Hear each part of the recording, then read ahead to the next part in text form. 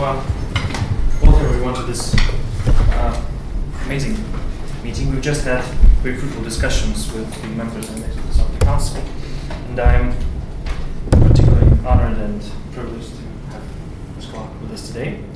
I'm going to say just a couple of words before we start. My name is Anton Zvetov. I manage media relations for the Council, and in my free time I do some Southeast Asia research, like a hobby. Yes.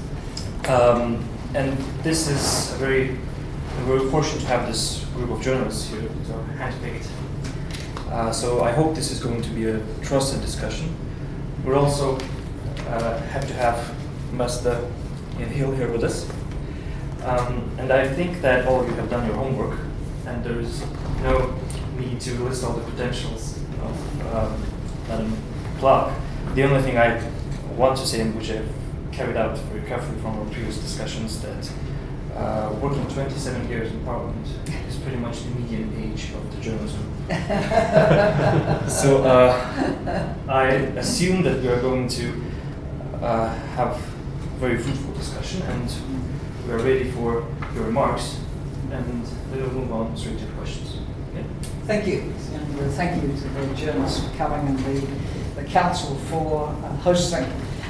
Well, obviously I've come to Moscow formally presenting the candidacy to be UN Secretary General, and I put myself forward with the full support of the New Zealand government for what is often described as the world's most impossible job.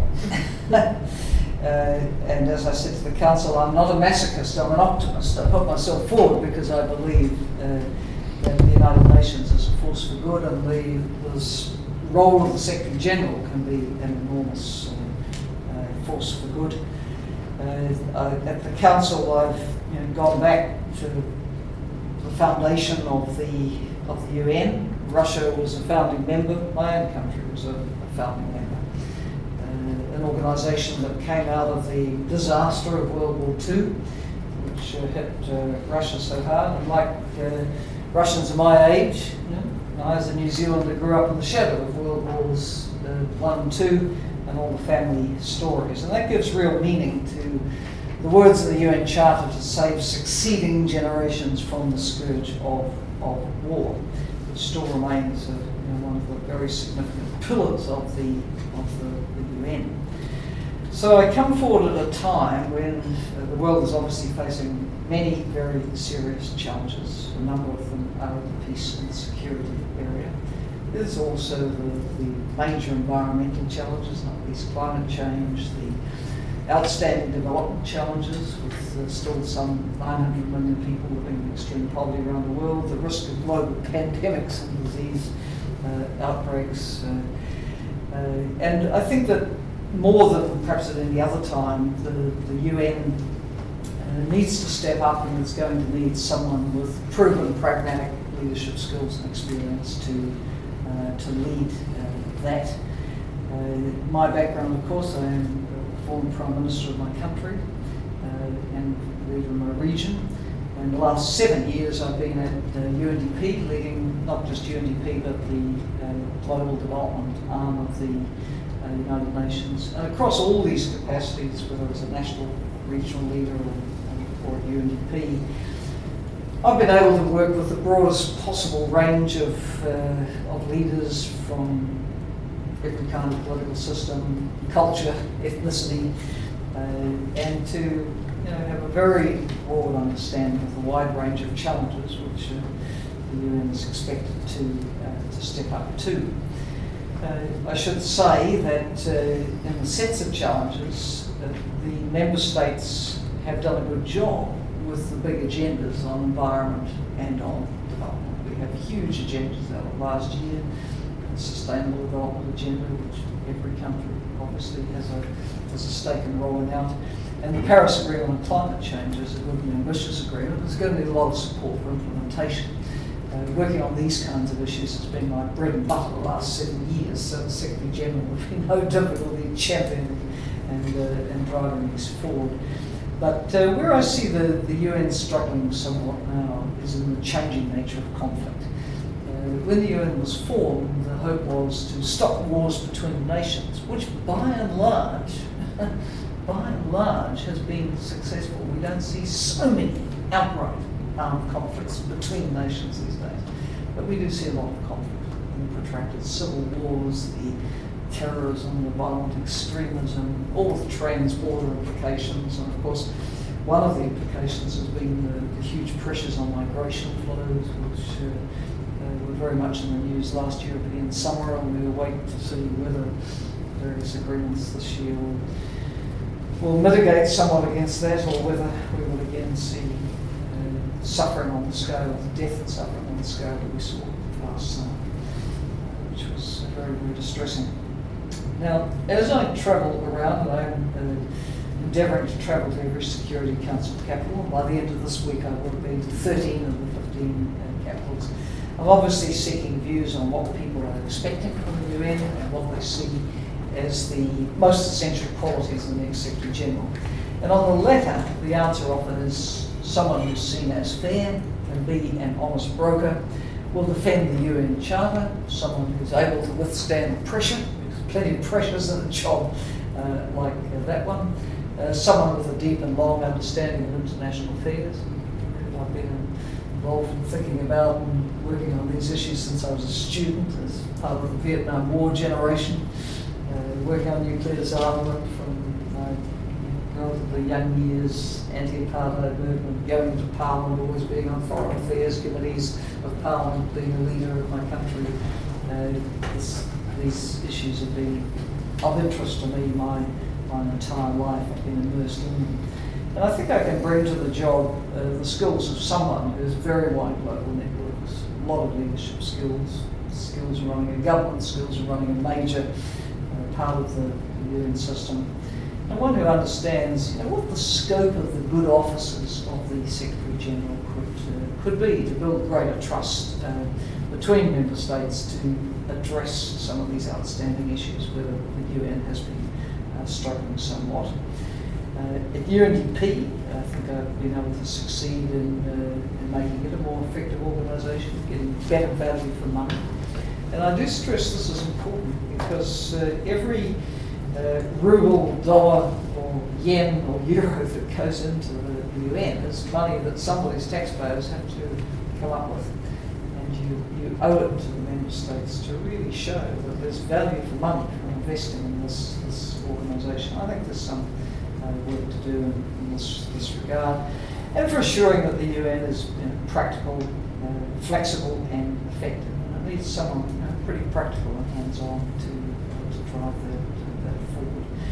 Now, this country, of course, founding member, permanent 5 member of the Security Council, clearly a country which has global leadership.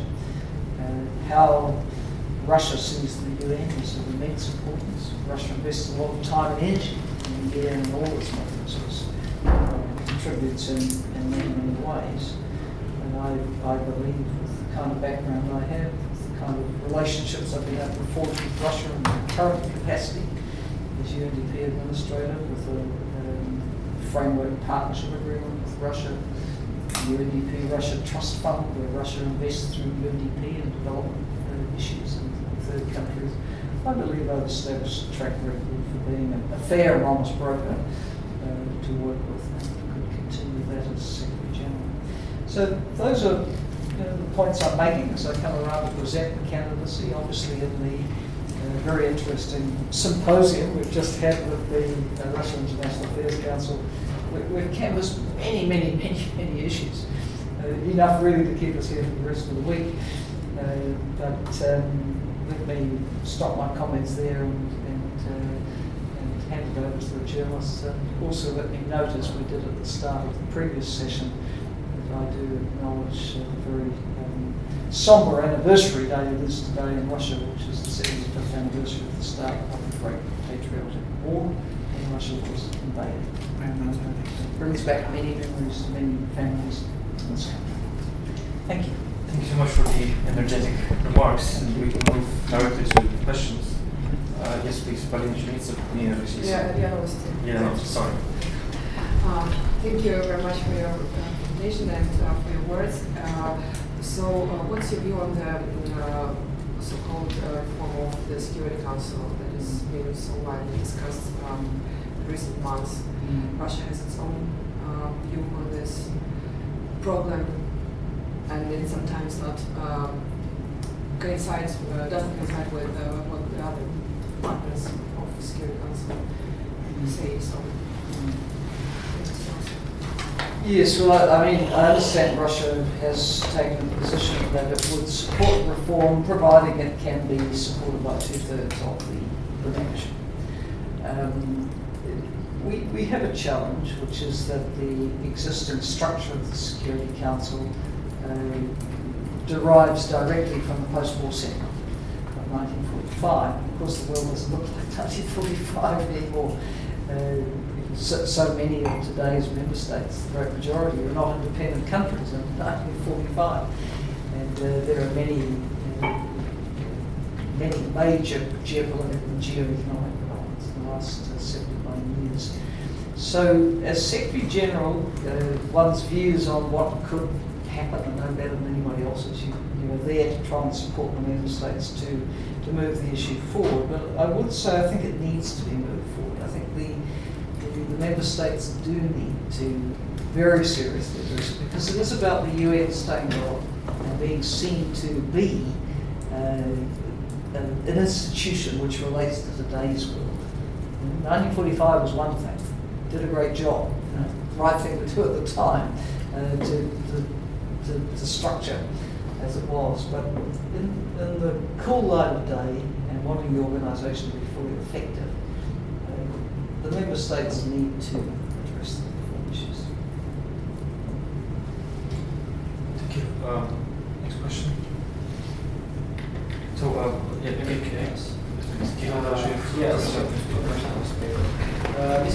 As far as I know, you arrived to Russia to find out the Russian priorities in the world problem.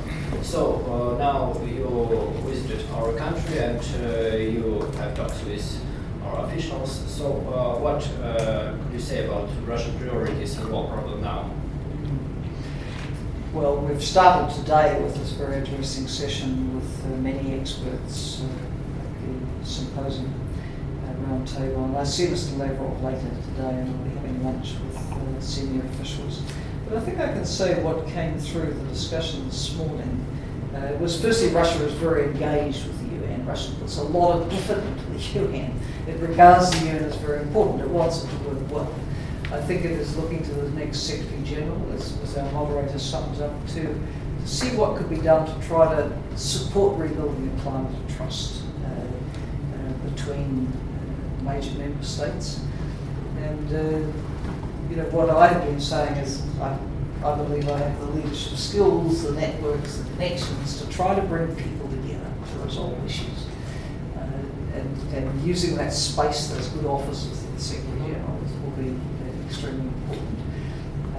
Obviously, Russia has a deep concern about what is happening in the peace and security sphere. And I think Russia is as troubled as I am about the changing nature of conflict and our seeming inability as an international community to deal with it successfully. The terrorism, the violent extremism, the jihadism, the transborder implications of it. And we need better understanding and cooperation between countries, and the UN is a setting for that, to deal effectively with these issues. I think with them, there is always, of course, a very important security and intelligence cooperation part of the response. But coming as I do out of 7 years of very intensive work on development, I also see scope for addressing some of the root causes. I go to many countries where there is very little opportunity for the youth, and where the choices that present are often negative choices. Being a jihadist pays, being a terrorist pays, being a criminal who traffics guns and drugs and people, it pays. There's not so many legitimate opportunities. So some of the answers lie back in addressing the root causes of opportunity and the ability to participate in the economy and society of which you're a part. It's not the total answer, of course, but it's part of the ingredient of trying to address these issues. So I would very much want to keep this dialogue with Russia about how to tackle some of these pressing issues, because the trans-border terrorism threat can strike anywhere. It strikes at the heart of this country. I well recall the horrific situation in the theatre, which led to the deaths of so many people. The bomb at one of the major airports. We were reminded in the meeting earlier of the bombing of, I think, 300 children killed at a school a number of years ago.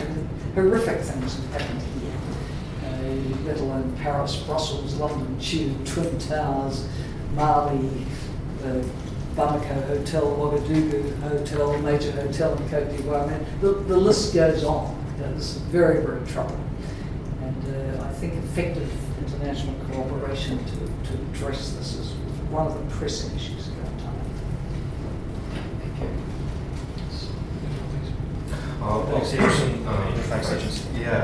First of all, I'd like you to elaborate, say a couple more words about the first question. As you know, the UN is based largely on traditions. And yes, the world has changed a lot since 1945, but still the UN is a traditional institute, but based on traditions. So wouldn't the changing the UN Security Council, wouldn't it damage somehow the organization, had a negative impact on it? How do you think? Well, there'll only be change when the member states, including the permanent 5 members, agree on the change. And the truth is that changing the Security Council is a bit like changing the Constitution. It's not easy. And there's reasons for things not being easy, because you are, as you say, dealing with a venerable institution, which is built up 71 years of history in a certain way. But where I sit, heading the development arm and talking with countries of every shade, I sense the frustration. I sense the frustration of very significant new forces since 1945 of not having a more regular voice on the council, for example. And with all institutions, if you can't in the end reform and renew, you run the risk of being marginalised, of new institutions arising outside you.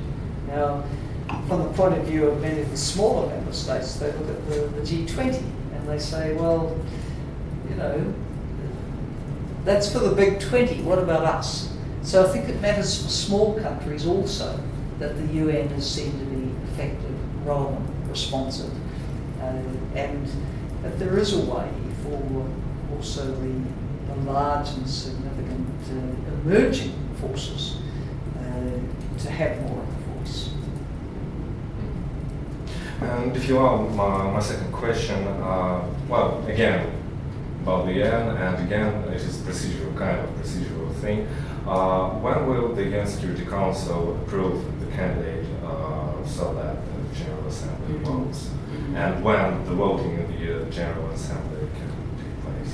On the process, which is a little bit different this year, there has been a degree of transparency. So the Security Council presidency in December, together with the President of the General Assembly, called for nominations from all member states. And then the General Assembly President made it clear that for every candidate who publicly came forward, there would be a 2-hour session of the General Assembly. And for most of the candidates, that happened on the 12th, 13th and 14th of June. There were 3 2-hour sessions each day, and candidates were asked a lot of questions. And I appeared on one of those days. I was asked 109 questions by the General Assembly members. And since then, there have been 2 late candidates, and they've had their time. And there may be others, who knows. But now the action is very much with the Security Council. And next month, July, it is expected that in the last 2 weeks of July, the Security Council will do what is called indicative or straw balloting. In effect, that determines a shortlist. Now, of course, people don't have to drop out if they come close to the bottom, but there may be some who take a signal from it that there isn't a lot of hope. But in effect, that will kind of sort out, in the Security Council's mind, who they are choosing amongst. So you probably, in effect, whittle down the field. Then, of course, we go into August, which is a very slow month for the UN meetings. And to Russia, I'm sure. And then we go into September, which is a huge UN month with the General Assembly, high-level events and everything around that. So it is expected that when Russia has the presidency of the Security Council in October, the matter will be addressed and that the Security Council will determine the one name to go to the General Assembly. So, as far as I know, the UN General Assembly should vote on the candidate 1 month before the powers of the current UN Secretary General expire. So, you expect the UN General Assembly to vote, say, in November or December, right? I think it depends, firstly, whether the Security Council actually can make its recommendation in October. Right. And the current expectation is that it probably will. Now, then how early in October would that be? If it was the last day of October, obviously the General Assembly can't address it. But so if it could be addressed by the General Assembly at some point in November, depending on the point in October when the Security Council made a decision. I think, speaking from the point of view of a candidate, I think this timing of October is probably, it shouldn't go later, because it's like bringing in a new government. New Secretary General has to start a new administration, and you have to be in the process of selecting your senior officials and getting your program in place. Now, this is very different from, say, change of government in New Zealand, where when you come into government, you come into the parliamentary system and you know all your senior people and you appoint your ministers and you've got your manifesto. But this is a different sort of process. So you really need the best part of that 2 months to get the train on the road to start on the 1st of January. Thank you. Really support us. Thank you so much for your statement. And what's your point of view according to your agenda? What's the global challenges nowadays, and maybe some local conflicts? And first of all, for example, what's your point of view on solution, for example, Ukrainian and Syrian crisis? Thank you. Well, on the issues over Ukraine, it seems to me that the Minsk agreement is the only game in town. And so all efforts should be made to implement the Minsk agreement. On Syria, it is crying out for a political settlement. I think the nature of this conflict is such that without a determined effort for a political settlement, Syria will continue to bleed and bleed. And already that bleeding has seen more than 4.5 million refugees, some 6.5 million people displaced within the country, probably getting close to 300,000 people dead, the economy in ruins, the infrastructure in ruins, burnt out cities. So a political settlement will stop this. The UN makes every effort, all efforts through Mr. David Stewart, the special envoy of the Secretary General. I think he's doing an excellent job. He needs all parties to the conflict to be part of his talks, and that means that all who have leverage or influence with parties to the conflict need to be sort of helping bring people to the table. I would exempt from that generalisation ISIS, because they're not the talking kind. You're never going to get them involved in settlement. That is a different issue. But clearly there are parties who can be brought to the table and should be. And I very much hope that what I'm very much hoping political settlement could be attempted and brought to a head before the change of Secretary General. But certainly it would be a very high priority on my agenda if this miserable conflict is still dragging on after the 1st of January. So I think we're almost out of questions. Maybe I would hijack my Yes. position as One Sure. short question. A lot of questions. You're going to meet Minister Lavrov later today. So- What are you going to discuss with him? I will put forward the case where I think I'm the best person for the job. Right. And would like to have Russian support. And also say that I'm here to listen as well. I want to hear Russia's perspectives on the next Secretary General and the role they play. What are the expectations? What are the expectations of where the UN can improve its performance and get better results? So I hope it will be two-way exchange. Yes. So just to sorry, just Syria and Ukraine, or what will be? Oh, no, it'll be really a general conversation from my perspective. I present the candidacy, I say why I believe they can do it, and also say that I very much want to engage with Russia on what are the priorities it sees for the next Secretary General, and where it sees the UN as needing to improve its performance. What are its priorities for the UN? In St. Petersburg, our current Secretary General, Mr. Pan, said that Russia plays critical role in solving international problems, as Ukraine and Syria also.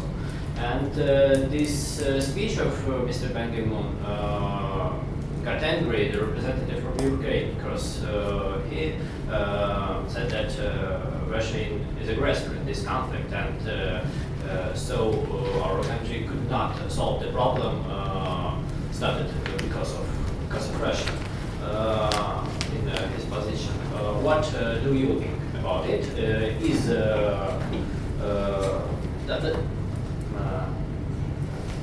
Is it true that Russia plays a critical role in solving international problems, in your mind?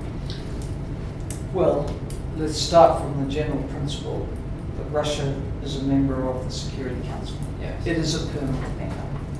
It has a central role in the Security Council's efforts to bring peace and stability. On the specific issue of Ukraine, as I said, the Minsk agreement is the only game in town. This agreement should be implemented. There is no other